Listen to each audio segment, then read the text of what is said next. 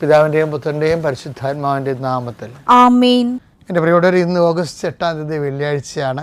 അമ്മേ പരിശുദ്ധമേ, അമ്മേ പരിശുദ്ധമേ, ദൈവമാതാവേ, കൃപാസനത്തിലൂടെ ഞങ്ങളുടെ ദേശത്തിനും അമ്മ മധ്യസ്ഥം തേടി തന്ന എല്ലാ അനുഗ്രഹങ്ങൾക്കും കൃപകൾക്കും ഞങ്ങളിപ്പോൾ ഹൃദയം നിറഞ്ഞ നന്ദി പറയുന്നു. അമ്മേ പരിശുദ്ധമേ, അമ്മേ പരിശുദ്ധമേ, ദൈവമാതാവേ, 2004 ഡിസംബർ 7 ഉച്ചകഴിഞ്ഞ് 2:30 സംഭവിച്ച അമ്മയുടെ പ്രത്യക്ഷപ്പെടലിനെ കുറിച്ച് തിരുസഭയ്ക്ക് സമർപ്പിച്ചിരിക്കുന്ന പഠനരേഖകളുടെ മേൽ സഭാത്മകമായ പഠനം ആരംഭിക്കുവാൻ ഞങ്ങൾ പ്രാർത്ഥിക്കുന്നു.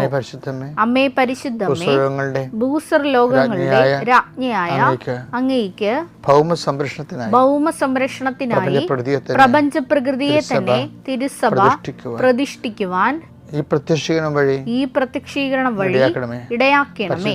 പരിശുദ്ധമേ, ജപമാല മാതാവേ, സകല കൃപാസനം പ്രാർത്ഥനകളോടും ചേർത്ത് ഞങ്ങളിപ്പോൾ പ്രാർത്ഥിക്കുന്ന ഈ കുടുംബത്തിന്റെ പ്രത്യേക നിയോഗം പറമക്കളെ,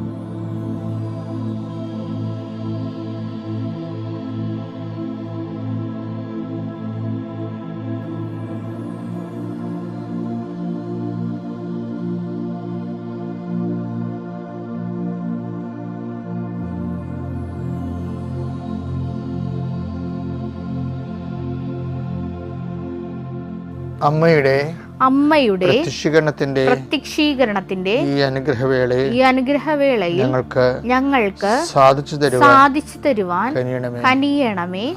ആമേൻ. വിശ്വാസ പ്രമാണം. സർവശക്തനായ പിതാവും ആകാശത്തിന്റെയും ഭൂമിയുടെയും സൃഷ്ടാവുമായ ദൈവത്തിൽ ഞാൻ വിശ്വസിക്കുന്നു. അവിടുത്തെ ഏകപുത്രനും ഞങ്ങളുടെ കർത്താവുമായ ഈശോ മിശിഹായിലും ഞാൻ വിശ്വസിക്കുന്നു. ഈ പുത്രൻ പരിശുദ്ധാത്മാവിനാൽ ഗർഭസ്ഥനായി കന്യകാമറിയത്തിൽ നിന്ന് പിറന്ന് പൊന്തിയോസ് പീലാത്തോസിന്റെ കാലത്ത് പീഡകൾ സഹിച്ച് കുരിശിൽ തറയ്ക്കപ്പെട്ട് മരിച്ച് അടക്കപ്പെട്ട് പാതാളങ്ങളിൽ ഇറങ്ങി മരിച്ചവരുടെ ഇടയിൽ നിന്ന് 3-ാം നാൾ ഉയർത്ത് സ്വർഗത്തിലേക്ക് എഴുന്നള്ളി സർവശക്തിയുള്ള പിതാവായ ദൈവത്തിന്റെ വലതുഭാഗത്തിരിക്കുന്നു. അവിടെ നിന്ന് ജീവിക്കുന്നവരെയും മരിച്ചവരെയും വിധിക്കുവാൻ വരുമെന്നും ഞാൻ വിശ്വസിക്കുന്നു. പരിശുദ്ധാത്മാവിലും ഞാൻ വിശ്വസിക്കുന്നു. വിശുദ്ധ കത്തോലിക്കാ സഭയിലും പുണ്യവാന്മാരുടെ ഐക്യത്തിലും പാപങ്ങളുടെ മോചനത്തിലും ശരീരത്തിന്റെ ഉയർപ്പിലും നിത്യമായ ജീവിതത്തിലും ഞാൻ വിശ്വസിക്കുന്നു. ആമേൻ. സ്വർഗ്ഗസ്ഥനായ ഞങ്ങളുടെ പിതാവേ, അങ്ങയുടെ നാമം പൂജിതമാകണമേ. അങ്ങയുടെ രാജ്യം വരണമേ. അങ്ങയുടെ തിരുമനസ് സ്വർഗത്തിലെ പോലെ ഭൂമിയിലും ആകണമേ. അന്നു വേണ്ടുന്ന ആഹാരം ഇന്ന് ഞങ്ങൾക്ക് തരണമേ. ഞങ്ങളോട് തെറ്റ് ചെയ്യുന്നവരോട് ഞങ്ങൾ ക്ഷമിക്കുന്നത് പോലെ ഞങ്ങളുടെ തെറ്റുകൾ ഞങ്ങളോടും ക്ഷമിക്കണമേ. ഞങ്ങളെ പ്രലോഭനത്തിൽ ഉൾപ്പെടുത്തരുതേ, തിന്മയിൽ ഞങ്ങൾ രക്ഷിക്കണമേ. ആമേൻ. നന്മ നിറഞ്ഞ മറിയമേ, സ്വസ്തി. കർത്താവ് അങ്ങയുടെ കൂടെ സ്ത്രീകളിൽ അങ്ങ് അനുഗ്രഹിക്കപ്പെട്ടവളാകുന്നു. അങ്ങയുടെ ഉദരത്തിൻ ഫലമായി ഈശോ അനുഗ്രഹിക്കപ്പെട്ടവനാകുന്നു.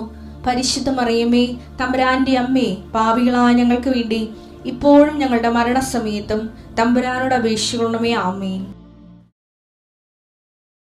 എൻ്റെ കർത്താവിൻ്റെ ഉന്നതമായ നാമത്തിൽ നിങ്ങളുടെ വലത്തും ഇടത്തും ഇന്നത്തെ ജീവിത വഴികളിലെ വലത്തും ഇടത്തും വീട്ടിലും വഴിയിലും ജലത്തിലും കരയിലും മുകളിലെ ഹൃദയത്തിലും കർത്താവിൻ്റെ സാന്നിധ്യവും സഹവാസവും സംരക്ഷണം ഉണ്ടാവട്ടെ. നീ എന്തിനു വേണ്ടിയൊന്ന് ഉത്കണ്ഠപ്പെട്ടിരിക്കുന്നത്, ഏത് വിഷയത്തിന് വേണ്ടി നീ സങ്കടപ്പെട്ടിരിക്കുന്നത്, ആ മേഖലയിൽ കർത്താവിന് ഇടപെടുകയും നീ എവിടെ പോയാലും നിൻ്റെ കൂടെ ഞാൻ ഉണ്ടായിരിക്കുന്നത് അളിച്ചത് കർത്താവിൻ്റെ സാന്നിധ്യം, സതതമായ സാന്നിധ്യം നിൻ്റെ കൂടെ ഉണ്ടാകുകയും നിനക്കൊരാൾ കൂടി ഉണ്ടായിരുന്നെങ്കിൽ ആരെയും കൊണ്ടുപോകാനും പറ്റത്തില്ല. പറഞ്ഞ രഹസ്യങ്ങൾ അവരറിയുകയും ചെയ്യും. നാട്ടിൽ പാട്ടാക്കും, വീട്ടിൽ പാട്ടാക്കും, തറവാട്ടിൽ പറഞ്ഞ കുട്ടി കെട്ടിയെഴുന്നള്ളിക്കും. അതുകൊണ്ട് ആരെയും കൊണ്ടുപോകാനും പറ്റത്തില്ല, കൊണ്ടുപോകാതിരിക്കാൻ പറ്റത്തില്ല. ദുസ്സംഗതി നിൽക്കണ മക്കൾക്ക് കർത്താവ് തന്നെ കൂടെ വരാനും നീ ഒറ്റയ്ക്ക് പോയാനും കർത്താവിൻ്റെ സന്നിധിയിൽ കർത്താവിൻ്റെ ചൈതന്യത്തിൽ നീ ആ വിഷയം കൈകാര്യം ചെയ്യാനുള്ള ആത്മധൈര്യം ലഭിക്കാൻ വേണ്ടി പ്രാർത്ഥിക്കുന്നു. നഷ്ടപ്പെട്ടു പോയ രേഖകൾ, നഷ്ടപ്പെട്ടു പോയ പണങ്ങൾ, നഷ്ടപ്പെട്ട പൊന്നുകൾ, അന്യാധീനപ്പെട്ടു പോയ വസ്തുക്കൾ, മറ്റുള്ളവർക്ക് ചതിക്കപ്പെട്ടതിൻ്റെ പേരിൽ ജോലി തരാമെന്നും പറഞ്ഞ് ചതിക്കപ്പെട്ടതിൻ്റെ പേരിൽ, വായ്പ വാങ്ങിച്ച് തരാത്തതിൻ്റെ പേരിൽ ഒരു പണി നടക്കാതെ അതിൻ്റെ പേരിൽ വീട്ടിൽ എപ്പോഴും കലഹം ഉണ്ടാക്കുകയും ചെയ്തിരിക്കുന്ന അവസ്ഥകളിൽ നിന്ന് നീ രക്ഷപ്പെട്ടു വരുവാനും നിൻ്റെ അധ്വാന ശേഷി, സത്യസന്ധമായ പണം നിനക്ക് തിരികെ ലഭിക്കുന്നതിന് വേണ്ടി ഈശോനാമത്തിൽ പ്രാർത്ഥിക്കുന്നു. കർത്താവിൻ്റെ ഉന്നതമായ നാമത്തിൽ സഭയുടെ അധികാരത്തിൽ കുരിശടയാളത്തിൽ ദൈവശക്തിയാൽ നീ ഇന്നത്തെ ദിവസം മുഴുവൻ അനുഗ്രഹിക്കപ്പെടട്ടെ.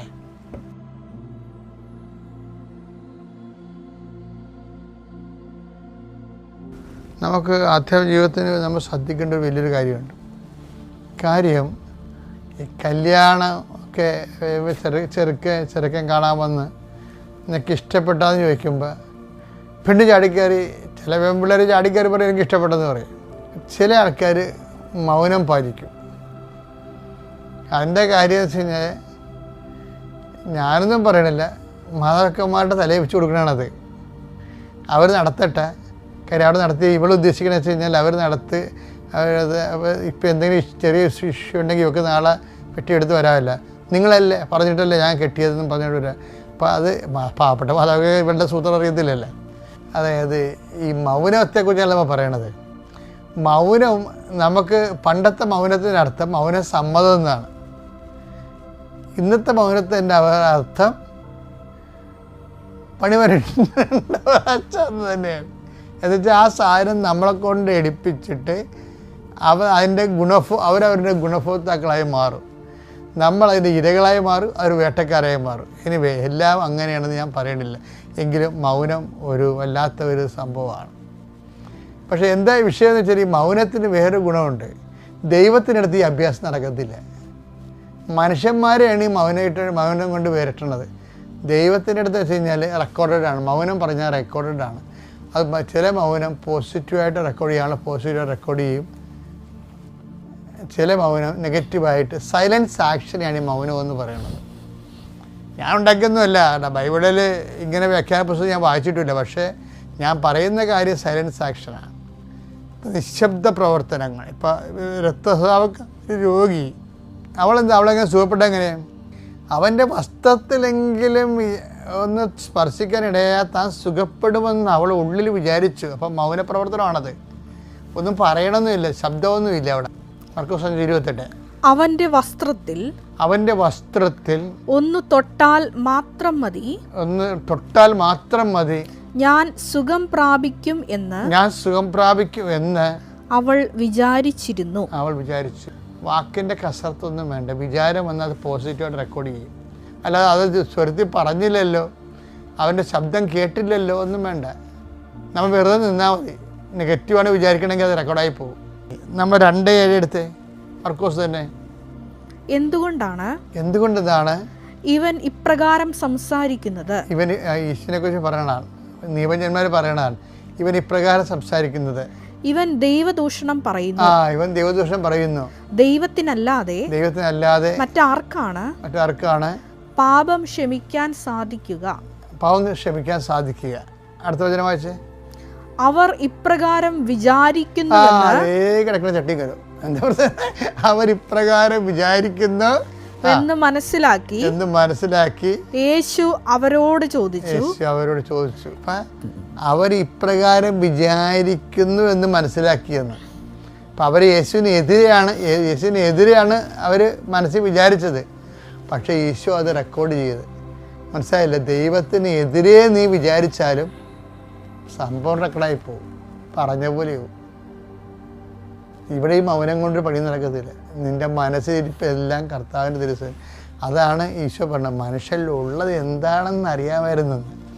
യോഹന്നാൻ 2:24-25. യേശുവാകട്ടെ അവരെ വിശ്വസിച്ചില്ല, കാരണം അവൻ അവരെ എല്ലാം അറിഞ്ഞിരുന്നു. എല്ലാവരെയും ഉള്ളിരിപ്പ് അറിയാവുന്ന മനുഷ്യനെ പറ്റി ആരുടെയും സാക്ഷ്യം അവൻ ആവശ്യമായിരുന്നില്ല. മനുഷ്യനിലുള്ളത് എന്താണെന്ന് അവൻ വ്യക്തമായി അറിഞ്ഞിരുന്നു. വ്യക്തമായി, ക്രിസ്റ്റൽ ക്ലിയർ. മനസ്സിലായില്ലേ? അപ്പം അതുകൊണ്ട് ദൈവത്തിനെ കുറിച്ച് എതിരെ ഒന്നും ചിന്തിക്കരുത് കേട്ടോ. നിങ്ങൾ ഒരു പ്രാർത്ഥന കേട്ടില്ലെങ്കിൽ പറയും എൻ്റെ കൂട്ടുകാരത്തി അവൾ പള്ളിയിലെ വട്ടക്കാരുമില്ല, അവൾ കാനഡയിൽ പോയി, അല്ലെങ്കിൽ അവൾ ഇംഗ്ലണ്ടിൽ പോയി. ഞാൻ പള്ളിയിൽ നിന്ന് മാറാൻ നടക്കണം, എൻ്റെ വിസ എടുത്തില്ല. അല്ല, അപ്പോൾ നിങ്ങൾ ഉള്ളിൽ വിചാരിച്ചില്ലേ എന്ന് വെച്ചാൽ ദൈവം അത് നെഗറ്റീവ് പറഞ്ഞാൽ അത് വിചാരിച്ചാൽ മതി, റെക്കോർഡായി പോകും. അപ്പോൾ എൻ്റെ മക്കളെ വിചാരിക്കാതിരിക്കുക, ദൈവത്തിനെതിരെ ഒരു അക്ഷരം മിണ്ടരുത്. ചില കാര്യം കർത്താവ് ഇഷ്ടമുള്ളവർ ചെയ്യട്ടെ, കർത്താവ് ഇഷ്ടമുള്ളവർ ചെയ്യട്ടെ. അപ്പോൾ അങ്ങനെ വരുമ്പോൾ ദൈവമാണ് നിൻ്റെ ജീവിതത്തിൻ്റെ പ്രധാനമെന്ന് ദൈവത്തിന് തോന്നിയാൽ നമ്മൾ രക്ഷപ്പെട്ടു.